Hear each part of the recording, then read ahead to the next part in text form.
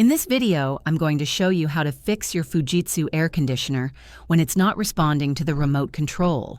First, check the remote's batteries. Replace them with fresh ones to rule out low power causing the issue. Make sure the batteries are inserted correctly. Next, confirm that nothing is blocking the remote's infrared IR signal. The remote needs a clear line of sight to the Aircon sensor to work properly. Remove any obstacles like furniture or curtains.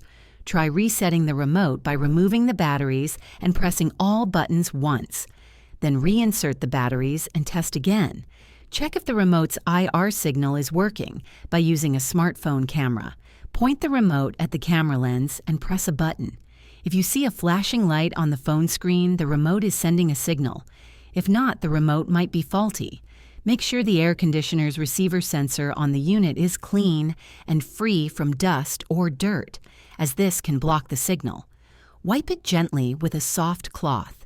If your Fujitsu Aircon has a manual control panel, try turning it on manually to ensure the unit itself is working. Sometimes, power cycling the Aircon helps.